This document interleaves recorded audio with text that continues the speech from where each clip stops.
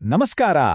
11ನೇ ಶತಮಾನದ ಕಲ್ಯಾಣದ ಒಬ್ಬ ದಾರ್ಶನಿಕ ಪಕ್ಕದ ರಾಜ್ಯದ ಭಾಷೆ ಮತ್ತು ಸಂಸ್ಕೃತಿಯನ್ನ ಸಂಪೂರ್ಣವಾಗಿ ಬದಲಾಯಿಸಿದ್ರು ಅಂದ್ರೆ ನಂಬ್ತೀರಾ? ಹೌದು, ಕರ್ನಾಟಕದ ಸಾಂಸ್ಕೃತಿಕ ನಾಯಕ ಬಸವಣ್ಣ ಸರಣಿಯ ಈ ವಿಶೇಷ ವಿಶ್ಲೇಷಣೆಗೆ ಸ್ವಾಗತ. ಇಂದು ನಾವು ಬಸವಣ್ಣನವರ ಪ್ರಭಾವ ಕೇವಲ ನಮ್ಮ ಕನ್ನಡ ನಾಡಿಗೆ ಮಾತ್ರ ಸೀಮಿತವಾಗದೆ ತೆಲುಗು ನಾಡಿನ ಸಾಹಿತ್ಯ, ಜನಪದ ಹಾಗೂ ದೈನಂದಿನ ಬದುಕಿನಲ್ಲಿ ಹೇಗೆ ಒಂದು ದೊಡ್ಡ ಕ್ರಾಂತಿಯನ್ನೇ ಸೃಷ್ಟಿಸಿತು ಅನ್ನೋದನ್ನ ಬಹಳ ರೋಚಕವಾಗಿ ಅನ್ವೇಷಣೆ ಮಾಡಲಿದ್ದೇವೆ. ಬನ್ನಿ, ನೇರವಾಗಿ ವಿಷಯಕ್ಕೆ ಬರೋಣ.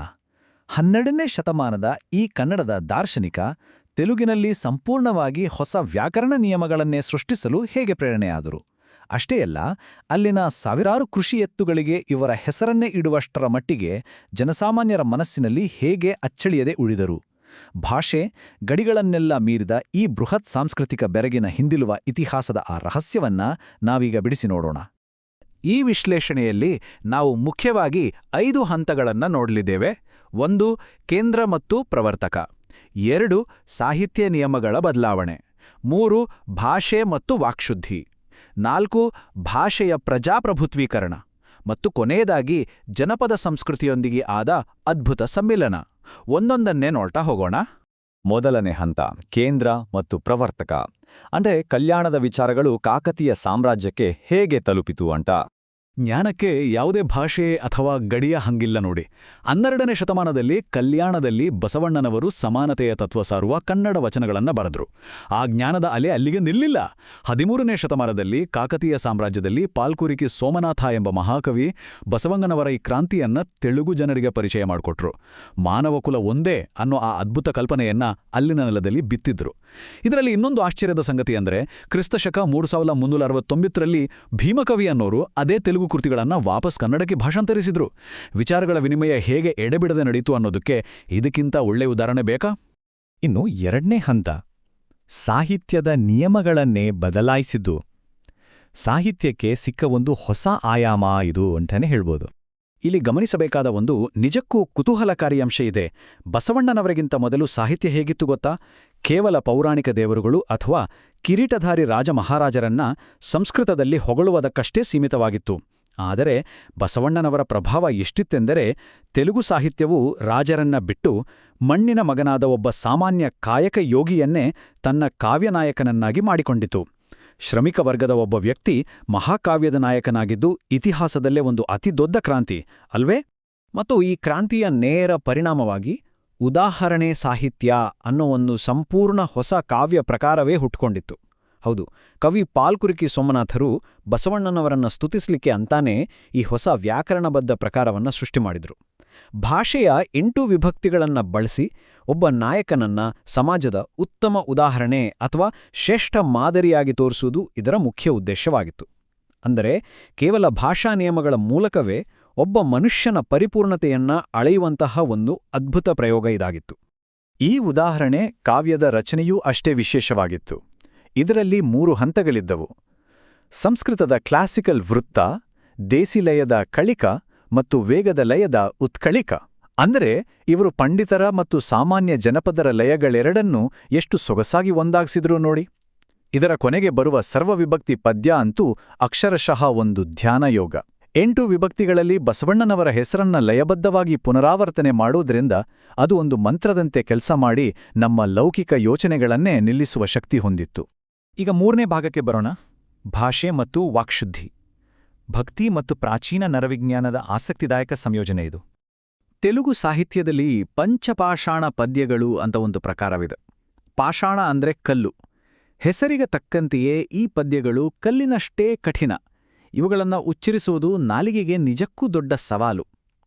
ಇವುಗಳನ್ನು ಕೇವಲ ಬಸವಣ್ಣನವರ ಗುಣಗಾನ ಮಾಡಲಿಕ್ಕೆ ಮಾತ್ರ ಬರೆಯಲಿಲ್ಲ, ಇದರ ಹಿಂದೆ ಒಂದು ಆಶ್ಚರ್ಯ ಮೂಡಿಸುವ ವೈಜ್ಞಾನಿಕ ಉದ್ದೇಶ ಕೂಡ ಇತ್ತು. ಇವುಗಳನ್ನು ನಿರ್ದಿಷ್ಟ ಕಠಿಣ ವ್ಯಂಜನಗಳಿಂದ ಕಟ್ಟಲಾದ ಅಕ್ಷರಾಂಕ ಪದ್ಯಗಳು ಅಂತ ಕೂಡ ಕರೀತಾರೆ. ಆ ಕಠಿಣ ಪದ್ಯಗಳು ಹೇಗಿದ್ದು ಅಂತ ಒಮ್ಮೆ ಕೇಳಿ. ಟುಟ್ಕಿ ಟುಟ್ಟುಟ್ಟಕಿಟ್ಟುಟ್ಟು ಮತ್ತು ಡಮರುಗಜಾತ ದಂಡಡಮರು ದಂಡ. ಅಬ್ಬಾ, ಈ ಕಠಿಣವಾದ ನಾಲಿಗೆ ಹೊರಳಿಸುವ ಅಕ್ಷರಗಳನ್ನ ಒಮ್ಮೆ ಗಮನಿಸಿ. ಪಾಲ್ಕುರಿಕಿ ಸೋಮನಾಥರು ಎಂತಹ ಸಂಕೀರ್ಣವಾದ ಲಯಬದ್ಧತೆಯನ್ನು ವಿನ್ಯಾಸ ಮಾಡಿದ್ರು ಅನ್ನೋದು ಇದರಿಂದಲೇ ಗೊತ್ತಾಗ್ತದೆ. ಟ ಮತ್ತು ಡ ಅನ್ನೋ ಮೂರ್ಧನ್ಯ ಅಕ್ಷರಗಳೇ ಈ ಪದ್ಯ ಪೂರ್ತಿ ತುಂಬಿಕೊಂಡು ಓದುಗರಿಗೆ ಒಂದು ದೊಡ್ಡ ಸವಾಲನ್ನೇ ಒಡ್ಡುತ್ತಿದ್ವು. ಹಾಗಾದ್ರೆ ಇದರ ಹಿಂದಿರುವ ಆ ಅಚ್ಚರಿಯ ಅಂಶ ಏನು ಗೊತ್ತಾ?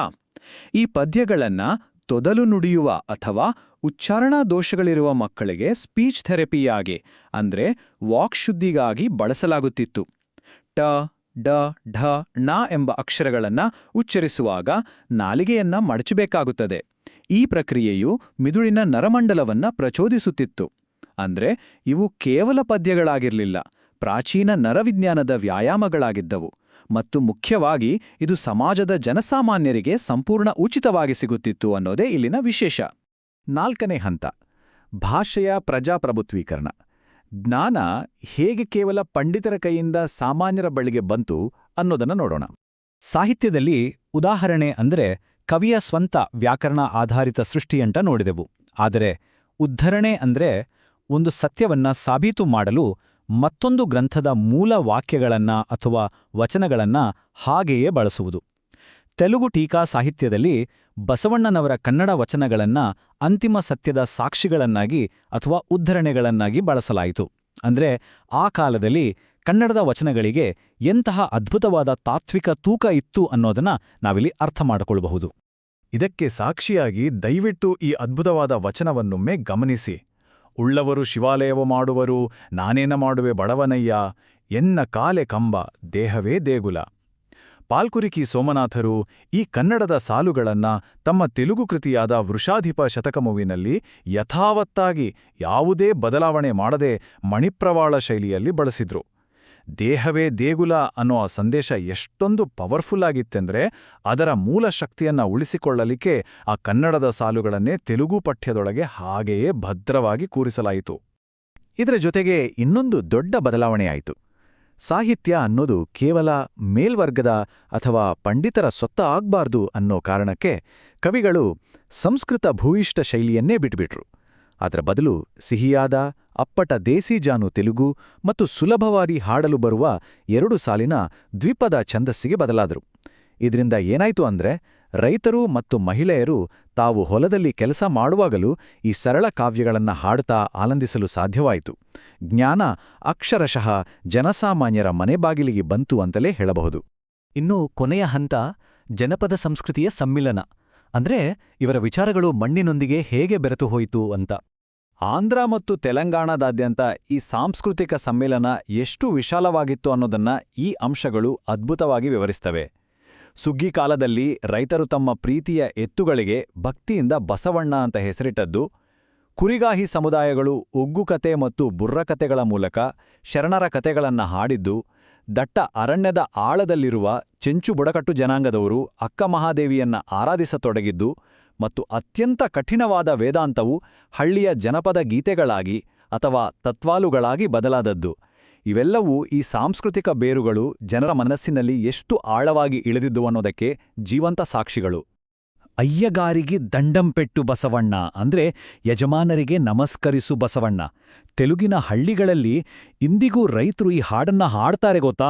ಅಲ್ಲಿನ ಭಾಷೆಯಲ್ಲಿ ಬಸವ ಅನ್ನೋ ಪದವು ಅಕ್ಷರಶಃ ಕೃಷಿ ಮತ್ತು ಶ್ರಮದ ಸಮಾನಾರ್ಥಕ ಪದವಾಗಿ ಬದಲಾಗಿ ಹೋಗಿದೆ.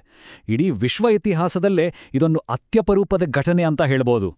ಕಲ್ಯಾಣದ ಒಬ್ಬ ದಾರ್ಶನಿಕನ ಹೆಸರು ಪಕ್ಕದ ರಾಜ್ಯದ ರೈತರ ದೈನಂದಿನ ಜೀವನದ ಉಸಿರಾಗಿ ಬದಲಾಯಿತು ಅಂದ್ರೆ ಅದು ಸಾಮಾನ್ಯ ಮಾತಲ್ಲ. ಬಸವಣ್ಣನವರ ಇವನಾರವ ಎಂಬ ಜಾತಿ ವಿರೋಧಿ ತತ್ವದಿಂದ ಪ್ರೇರಣೆಗೊಂಡು ಆಂಧ್ರದ ಜನಪದ ನಾಯಕ ಬ್ರಹ್ಮನಾಯುಡು ಚಾಪಕೂಡು ಅನ್ನೋ ಒಂದು ಪದ್ಧತಿಯನ್ನ ಜಾರಿಗೆ ತಂದ್ರು. ಈ ಚಾಪಕೂಡು ಅಂದ್ರೆ ಎಲ್ಲಾ ಜಾತಿಯವರು ಭೇದಭಾವವಿಲ್ಲದೆ ಒಂದೇ ಚಾಪೆಯ ಮೇಲೆ ಒಟ್ಟಿಗೆ ಕುಳಿತು ಊಟ ಮಾಡುವುದು. ಇದು ಕೇವಲ ಸಾಹಿತ್ಯದಲ್ಲಿ ಉಳಿದ ಸಿದ್ಧಾಂತ ಆಗಿರಲಿಲ್ಲ. ಬದಲಾಗಿ ನೈಜ ಪ್ರಪಂಚದಲ್ಲಿ ಅಸಮಾನತೆಯನ್ನ ಬೇರು ಸಹಿತ ಕಿತ್ತು ಹಾಕಿ ಒಂದು ಸದೃಢ ಸಮುದಾಯವನ್ನ ಕಟ್ಟುವ ಪ್ರಾಯೋಗಿಕ ಹೆಜ್ಜೆಯಾಗಿತ್ತು. ಬನ್ನಿ, ಇವೆಲ್ಲವೂ ಒಟ್ಟಾರೆಯಾಗಿ ನಮ್ಮನ್ನು ಎಲ್ಲಿಗೆ ಕೊಂಡೊಯ್ಯುತ್ತವೆ ಅಂತ ನೋಡೋಣ. ಈ ಎಲ್ಲಾ ಭಾಷಾ ಮತ್ತು ಸಾಂಸ್ಕೃತಿಕ ಸಮ್ಮಿಲನದ ಅಂತಿಮ ಸಂದೇಶ ಒಂದೇ. ಅದೇ ವಸುಧೈವ ಕುಟುಂಬಕಂ. ಅಂದರೆ ಇಡೀ ಜಗತ್ತೇ ಒಂದು ಕುಟುಂಬ. 12ನೇ ಶತಮಾನದ ಈ ವಿಶಿಷ್ಟ ಚಿಂತನೆಗಳು ಭಾಷೆ, ಗಡಿ ಮತ್ತು ಜಾತಿಗಳೆಂಬ ಅಹಂಕಾರವನ್ನ ಅದೆಷ್ಟು ಸಲೀಸಾಗಿ ಅಳಿಸಿ ಹಾಕಿ ಮನುಷ್ಯರನ್ನೆಲ್ಲ ಒಂದೇ ನೂಲಿನಲ್ಲಿ ಕಟ್ಟಿದು ಅನ್ನೋದು ನಿಜಕ್ಕೂ ರೋಮಾಂಚನ ಉಂಟುಮಾಡುತ್ತದೆ. ಕೊನೆಯದಾಗಿ ಒಂದು ಮುಖ್ಯವಾದ ಪ್ರಶ್ನೆ ನಮ್ಮೆಲ್ಲರನ್ನೂ ಕಾಡಬೇಕಿದೆ. 12ನೇ ಶತಮಾನದ ಆ ಚಿಂತನೆಗಳು ಭಾಷೆ, ಗಡಿ ಮತ್ತು ಜಾತಿಗಳ ಗೋಡೆಗಳನ್ನು ಅಷ್ಟು ಸುಲಭವಾಗಿ ಅಳಿಸಿ ಹಾಕಲು ಸಾಧ್ಯವಾಯಿತು ಅಂದ್ರೆ ಆಧುನಿಕರಾದ ನಾವಿರುವ ಇಂದಿನ ಸಮಾಜದಲ್ಲಿ ಆ ರೀತಿಯ ಸಮಾನತೆಯನ್ನು ಸಾಧಿಸಲು ನಮ್ಮನ್ನ ತಡೆಯುತ್ತಿರುವುದು ಯಾವುದು? ವಿಶ್ವಮಾನವತ್ವದ ಈ ವಿಶಾಲವಾದ ಪರಿಕಲ್ಪನೆಯನ್ನ ನಾವೆಲ್ಲರೂ ಒಮ್ಮೆ ಆಳವಾಗಿ ಯೋಚಿಸೋಣ. ಈ ಇತಿಹಾಸದ ವಿಶ್ಲೇಷಣೆ ನಮ್ಮೆಲ್ಲರಿಗೂ ಹೊಸ ಒಳನೋಟಗಳನ್ನು ನೀಡಿದೆ ಅಂತ ಭಾವಿಸ್ತೇನೆ. ನಮ್ಮೊಡನೆ ಈ ಪಯಣದಲ್ಲಿ ಪಾಲ್ಗೊಂಡಿದ್ದಕ್ಕೆ ತುಂಬು ಹೃದಯದ ಧನ್ಯವಾದಗಳು.